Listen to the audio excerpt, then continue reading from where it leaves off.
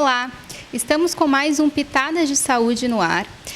Não sei se vocês lembram, a gente fez uma votação lá nas nossas redes sociais e vocês pediram e nós trouxemos o assunto. O assunto de hoje é obesidade. Eu estou aqui com a médica, endocrinologista e metabologista. É isso? Isso mesmo. Yasmine Shamsen. Chame-se Dini. Isso, acertei. Eu fiquei um tempão treinando para falar, porque é um pouquinho difícil. Qual é a origem desse sobrenome? É libanesa. Dá para ver. Vamos lá. Me conta um pouquinho, Yasmine, qual é a função do endocrinologista? Então, o endocrinologista é o médico, tá, que vai tratar das alterações metabólicas, né? Isso inclui diabetes, distúrbios de colesterol e todos os distúrbios hormonais, assim como todas as glândulas que produzem os hormônios do nosso organismo. Então, vai englobar distúrbios de tireoide, distúrbios relacionados à menopausa, alterações que são normais de menopausa, andropausa, distúrbios de metabolismo ósseo, da glândula hipófise, que é uma glândula que a gente tem na base do crânio, enfim, toda essa parte hormonal. Certo. A palavra do momento, né, é hormônio. Muitas pessoas resolveram tratar dele, né? Às vezes a gente vê algumas informações aí na internet e tudo mais. Tem até algumas coisas que eles dizem agora, modulação hormonal. O que é isso? Então, na verdade, assim, todo tipo de hormônio, ele só deve ser reposto ou utilizado a partir do momento que existe deficiência, né? Então, modulação hormonal é uma especialidade que não é reconhecida pelo Conselho Federal de Medicina, tá?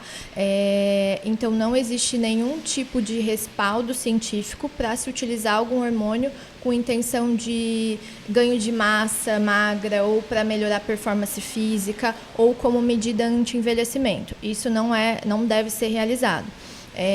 Então, a gente só deve repor a partir do momento que existe deficiência. E toda uma investigação deve ser realizada para se confirmar essa alteração e se iniciar um tipo de tratamento com reposição hormonal. E existe também algumas alterações, doenças que fazem aumento de hormônios, né, no organismo. E daí a gente atua tentando bloquear esse excesso. Então, essa é a prática correta. Pensando nessa questão de diminuir ou aumentar hormônios, qual o profissional que está habilitado a trabalhar com a questão hormonal? O médico especialista que atua na parte dos hormônios é o endocrinologista, né? Então, esse é o especialista ideal, né? Certo. Essa semana até eu acompanho a Yasmine, né, nas redes sociais e ela colocou, e eu apoio muito, não só, né, o endocrinologista, como todas as áreas, de ter um RQE, né? De ter realmente um reconhecimento da especialidade. Exato. Né? Por exemplo, né, o nutricionista, né, só o nutricionista pode estar prescrevendo dieta. Então, como a Yasmine deixou claro, a questão de que só o endocrinologista, né, que tem a especialidade em endocrinologia, pode estar trabalhando com a questão hormonal. Então, a gente vai deixar aqui embaixo até...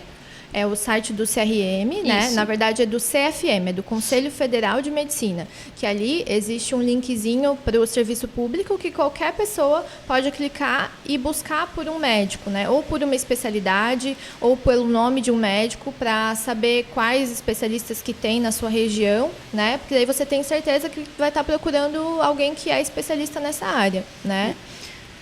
Para a gente também tá buscando, né, e está sendo atendido realmente por alguém que realmente estudou, né, e não está enganando, porque, né, como a Yasmine falou, quem pode estar tratando disso realmente é um especialista na área. Yasmine, como tu comentou ali, dá um exemplo para mim de alguma doença, né, que aumenta ou que diminui o hormônio, só para quem está em casa mais ou menos entender.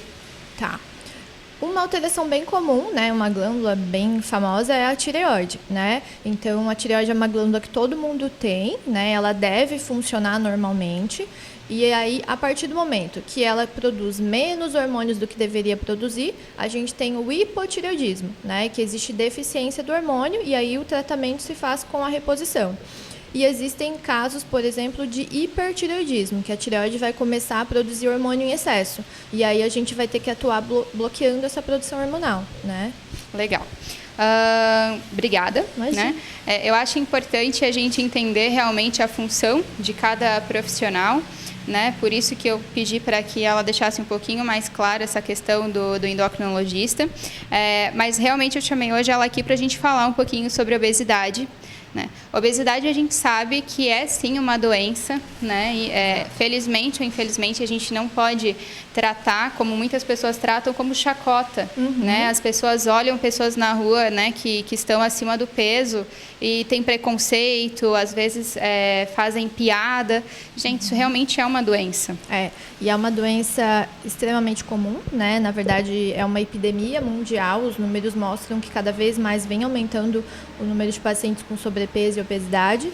E, infelizmente, é muito estigmatizada, né? Porque a maioria das pessoas que vêm de fora acreditam que é só fechar a boca que você vai emagrecer, né? Então, assim, por que você não fecha a boca? Por que não faz uma atividade física? E a gente sabe que não é fácil assim, né? Eu já escutei isso de profissionais da área da saúde, que se eu quero emagrecer é só eu querer, né?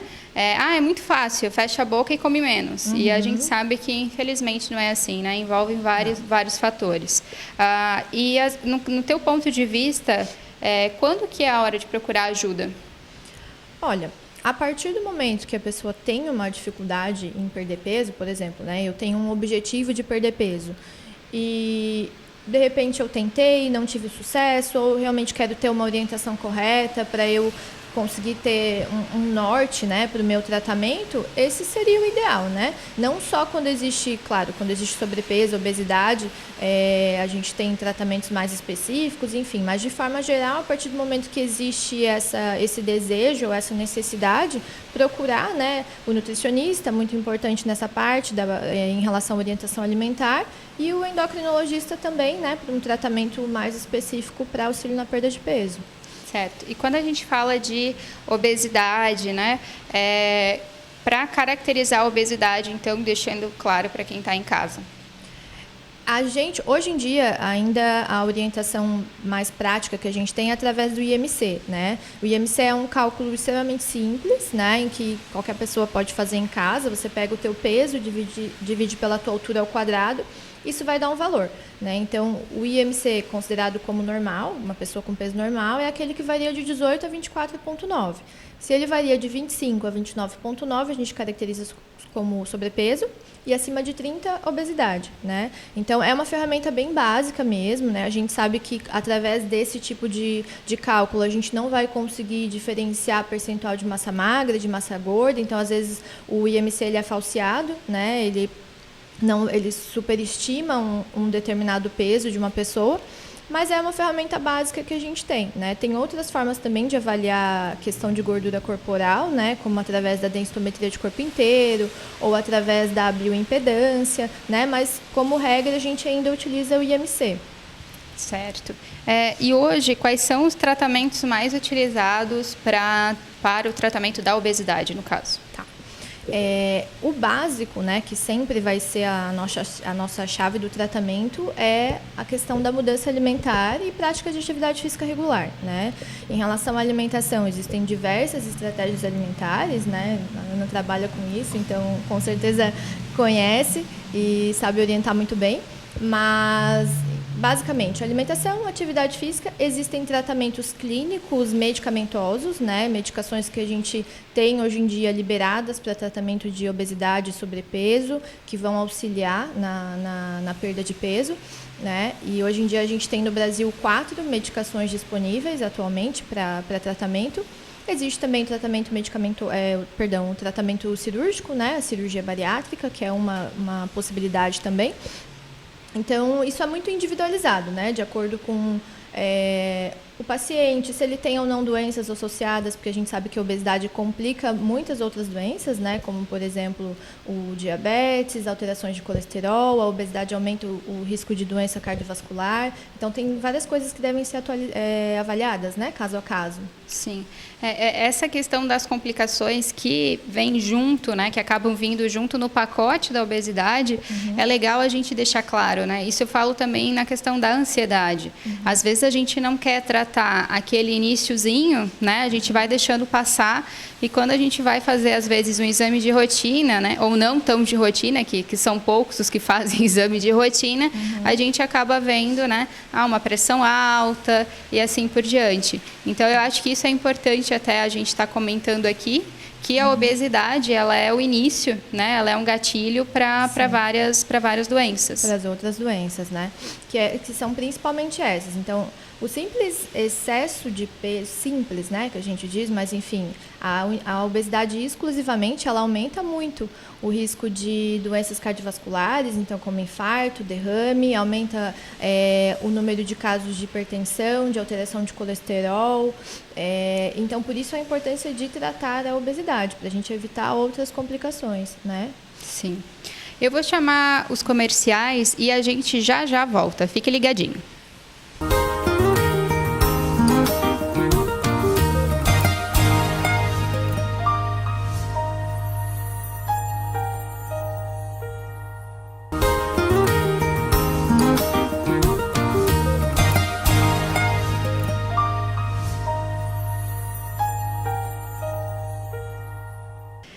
Estamos de volta, estou aqui com a doutora Yasmine, que é endocrinologista e metabologista. E agora eu quero te fazer uma pergunta um tanto quanto polêmica, que é sobre as dietas da moda. Vamos lá, a gente tem low carb, tem jejum intermitente, tem dieta mediterrânea. Me fala um pouquinho a tua opinião sobre essas dietas. Certo, então vamos lá. A Ana vai me ajudar nessa, porque ela é especialista. Mas, assim, realmente existem diversas, eu gosto de falar, estratégias alimentares, né? Então, existe todas essas que você citou, a dieta mediterrânea, inclusive, acho que é uma das mais antigas, né? Mas jejum intermitente, low carb, todos esses tipos de estratégias alimentares são possíveis. O que vai definir o que é melhor ou não? É a pessoa, né? Então, cada indivíduo responde de uma forma. Não tem como a gente dizer, a dieta low carb é a melhor, você tem que fazer. Porque não é todo mundo que se adapta, não é todo mundo que consegue fazer jejum intermitente.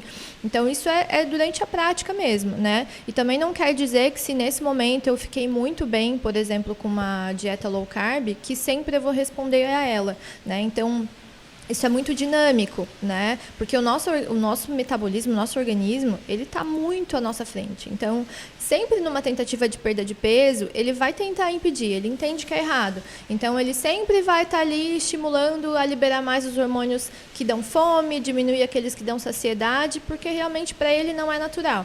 Então, é comum acontecer as estagnações de peso durante um processo de perda de peso e as mudanças de estratégia são importantes nesse sentido também, né? Apesar de alguns estudos mostrarem que algumas dietas parecem ser um pouquinho melhores, muitas vezes até pela facilidade do paciente aderir, né? Porque se a gente for pensar de uma forma simples, assim, né? É muito fácil a gente aderir a uma coisa que vai ser mais prática e que eu consigo manter por mais tempo do que eu fazer uma dieta extremamente restritiva que vai me cortar tudo, que de repente eu vou conseguir fazer 2 semanas, no máximo 1 mês, e não vou conseguir fazer mais, né? Exatamente. E essa questão, né, como eu sempre falo aqui no programa, né, a questão da individualidade, né? Por isso que é tão importante eu estar procurando, né, um profissional. Porque não adianta eu pegar a dieta lá do meu vizinho.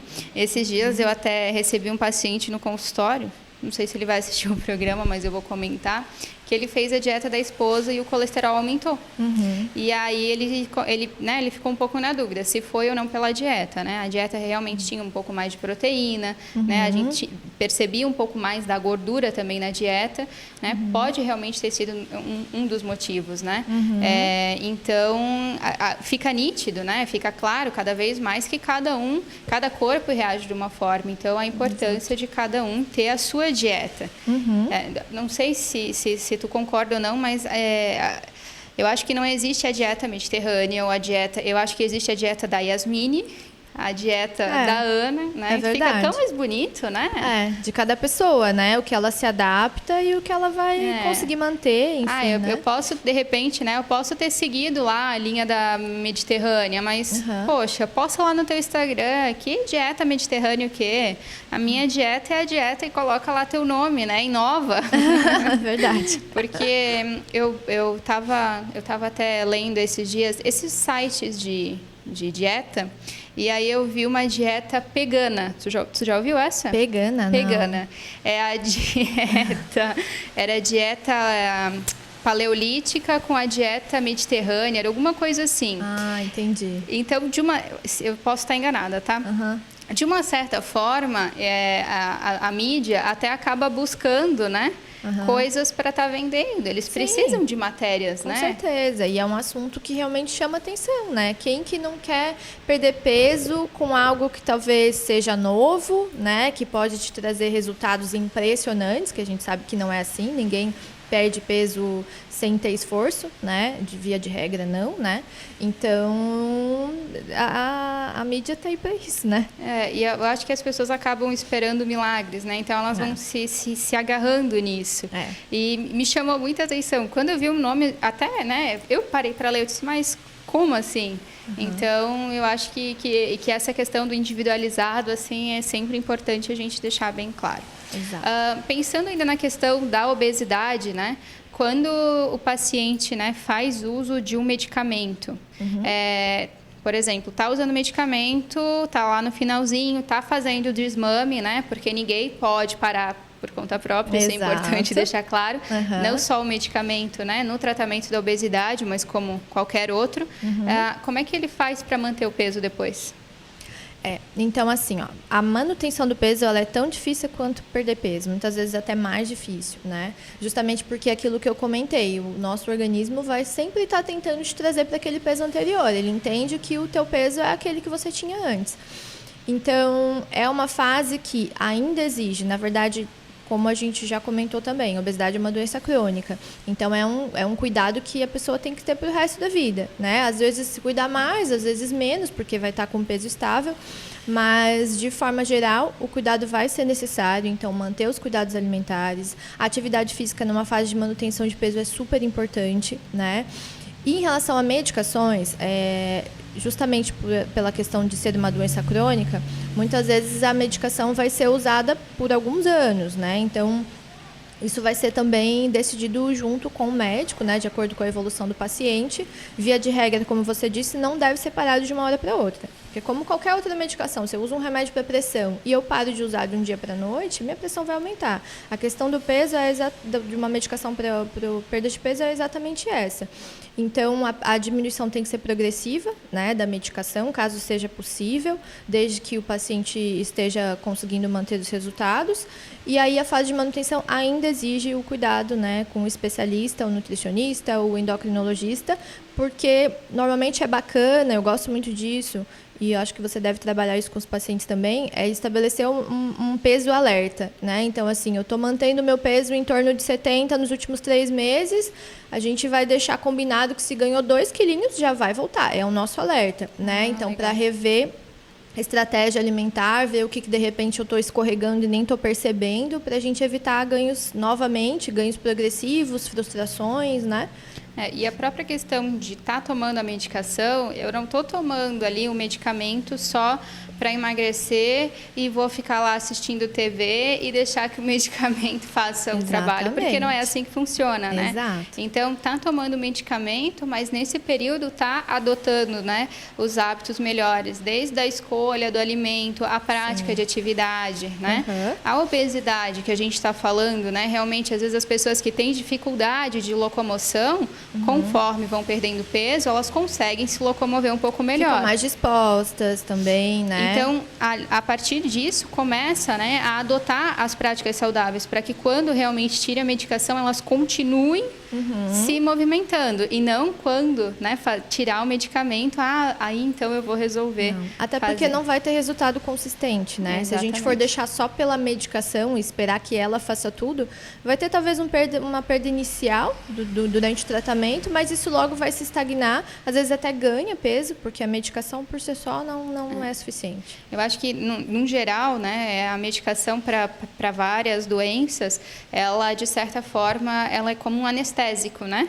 Ela meio que ela só tira a dorzinha, né? Mas a causa ali, teoricamente, ela não vai tratar. Isso eu acho muito na questão dos remédios da ansiedade, né? Teoricamente, se eu tomo um remédio lá para ansiedade, agora eu estou super tranquila. Mas a causa lá, que de repente deveria estar tratando com uma terapia, eu não tô tratando. E puxando esse gancho da ansiedade, tem a questão da compulsão alimentar, né, que a gente sabe que é um dos gatilhos, muitas vezes, da obesidade. Junto com a obesidade, existem alguns transtornos alimentares que podem estar associados, né? Então, a gente tem, por exemplo, a bulimia e o transtorno compulsivo alimentar periódico, né? Que é aqueles episódios que o paciente tem um descontrole alimentar, que precisa comer muito e come muito em pouco tempo, né? De determinado alimento. Isso muitas vezes gera depois um sentimento de culpa, né? Mas realmente é um descontrole alimentar. E existe muita relação mesmo com a questão emocional, né? E até mesmo a ansiedade, né? Um transtorno de ansiedade, existem pessoas que acabam levando isso justamente para a refeição, né? Para a mesa. Então, quando eu estou mais ansioso, eu como mais, eu tenho necessidade de beliscar, eu não tenho muito controle em relação à alimentação. Isso é muito comum, né? Então, isso deve ser tratado também, né? Essa questão da ansiedade, ela tem um fator emocional lá, familiar muito grande, né? A criança está chorando, mamadeira. A criança caiu, dá uma bala. A criança não está feliz, tirou, sei lá, ou tirou uma nota alta, leva para comer, né? Isso é verdade. Então, todas as comemorações, se a gente parar para pensar, elas sempre envolvem comida. Comemorações ou momentos tristes. Gente, até no velório tem comida. Se parar para pensar, fica muito tempo lá. Mas tudo na nossa vida envolve comida. Então, de uma certa forma, quando a gente está passando por um momento difícil, é quase que involuntário, chega a ser involuntário, né? Que a gente acaba buscando por alimentos. E sempre gordurosos, né? Porque eu não lembro de estar triste e a minha mãe dizer assim, filha, vem cá que a mãe te dá uma maçã.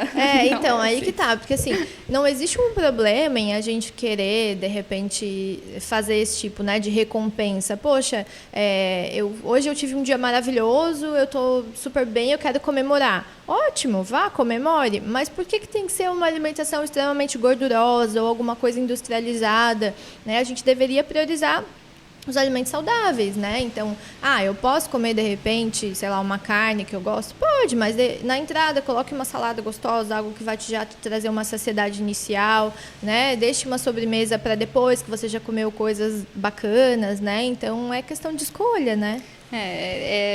É assunto para mais de metro, Com né? certeza. E eu sou suspeita em falar porque, né, é a minha profissão, o que casa muito bem com a profissão dela também.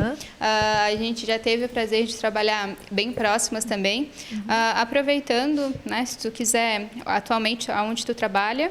Atualmente eu atendo em Balneário, Camboriú, Itajaí e Meia Praia, Itapema. Só isso? Só isso. Cada dia eu tô num lugar. A gente tem a rotina bem tranquila, né? Foi bem fácil de agendar também. Foi, só desde do ano passado. Tudo bem que o ano é recente, mas já faz um tempinho, né? E a Yasmine está investindo bastante na questão das mídias, então ela está sempre postando muita coisa interessante, né? Esses dias ela postou um pouquinho sobre obesidade, sempre tem alguma curiosidade super legal, então a gente vai deixar aqui embaixo as redes sociais dela, os contatos, né? Quem tiver alguma dúvida, né? Ela vai fazer o possível para estar respondendo também. E sigam ela nas redes sociais. E algum recadinho? Eu acho que é isso. Acho que a ideia, a mensagem que a gente quer deixar é que realmente a obesidade é uma doença crônica, deve ser tratada, né? Pode ser utilizada medicações, tratamentos com acompanhamento médico, né? E acompanhamento nutricional é extremamente crucial. E é isso. Certo. Muito, muito obrigado mesmo. Espero em outras oportunidades que tu possa vir aqui novamente tirar mais dúvidas ou falar mais um pouco sobre a obesidade, porque ainda tem muito assunto para falar, né? Gente, muito obrigado por quem está aí nos assistindo, né, nos acompanhando, deixando os feedbacks. Nossas redes sociais, nos acompanhem, NET TV, Canal 21, TV Brusque. A gente está com um aplicativo também para assistir online. Mandei bem, né, Rodrigo? Sigam também a gente no Instagram e o Instagram da TV Brusque. Um super beijo, fiquem com Deus e até o próximo programa.